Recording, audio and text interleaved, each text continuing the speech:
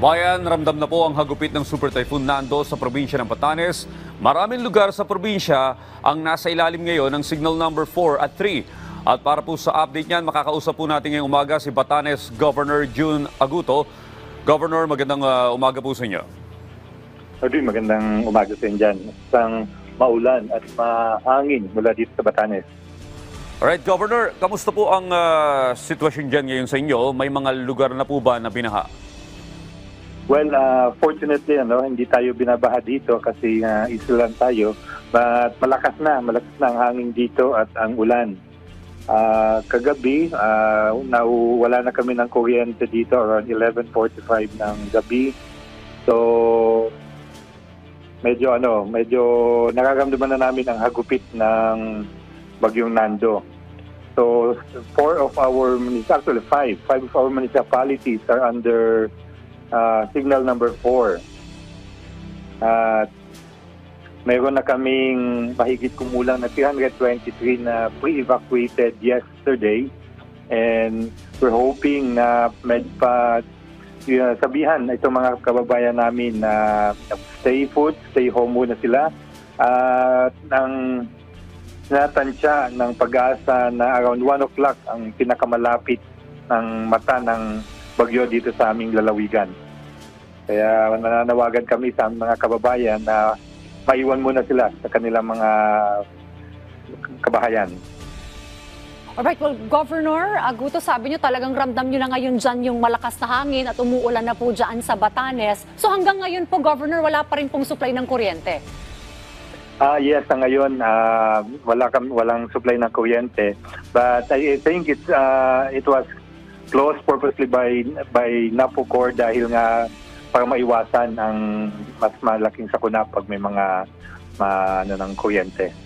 Though maliit lang ang na inaasahan naming pinsala ng bagyong ito sa aming kuryente dahil ang aming mga transmission line ay mga underground, maliban na lang din sa mga town proper. So madali itong maayos once lumagpas itong bagyo. Governor, may mga in-evacuate na po kayo na mga taga-Batanes, 323, is that correct? Yes. This is composed of 109 families. Ito yung mga nakatira din sa mga medyo light material na houses. So, we had them pre-empted, evacuated last night. So, saan po sila ngayon nanunuluyan, sir? Kaming 32 evacuation centers all around the provinces. So, ngayon nasa mga evacuation centers sila ngayon. Kamusta naman po ang situation po nila ngayon sa mga evacuation center po, Governor? Okay naman, they're being well taken care of. Pinapakain natin sila at pinapahingaan natin sila ng maayos. Well, nabanggit nyo na rin po na 1 p.m. na posible pong pinakamalapit po itong Bagyong Nando, sir. With that, magkakaroon pa po ba ng mga preemptive evacuation sa iba pa pong mga lugar dyan sa Batanes, sir?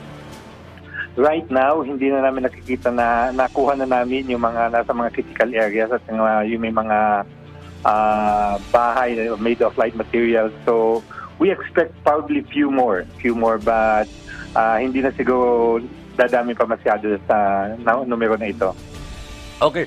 Governor, binanggit niyo po noon merong 32 evacuation centers. Kanina po, sa panayam namin sa May Pag-asa patungkol sa update dito sa Bagyong Nando, inaasahan po bukas lalabas na ito ng Philippine Area of Responsibility. Gayunpaman, may papasok pa pong low pressure area na posibleng maging bagyo.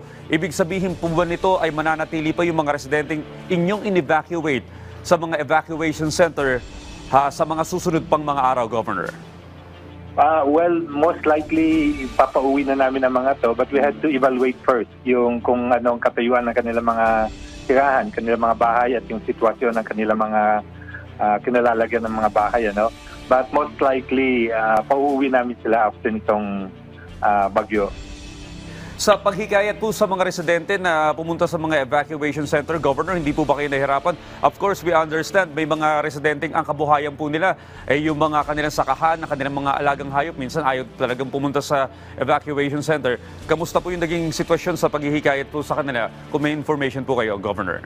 Mga they voluntarily go to the evacuation centers.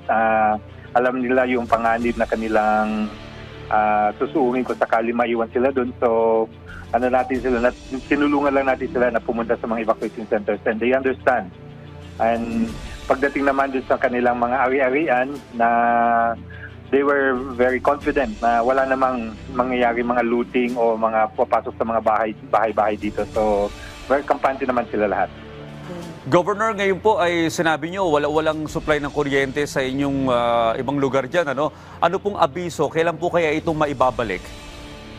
We are closely coordinating with the National Power Corporation, and probably paglagpas nitong bagyo, and very fortunately kami at medyo lumihis ng konti, hindi kami matatamaan ng kanyang mata at mabilis itong bagyo. So by this afternoon, medyo nakalagpas na sa amin.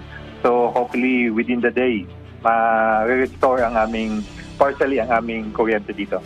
Okay, bilang panghuli po, Governor, ang inyo pong mensahe sa inyo pong mga kababayan dyan sa may Batanes. Well, nananawagan tayo sa ating mga kababayan na kung sa ngayon hindi pa ganyan kalakas yung hangin, though we are under signal number 4. So, ang advice natin ay maiwan kayo sa inyong mga kabahayan. Huwag muna kayong pumunta kung saan-saan. At still, naka-implement tayo ng liquor ban ngayon. So, tayo nananawagan sa ating mga kababayan na stay safe, stay inside. Alright, maraming salamat po. Ingat po kayo. Batanes Governor June Aguto.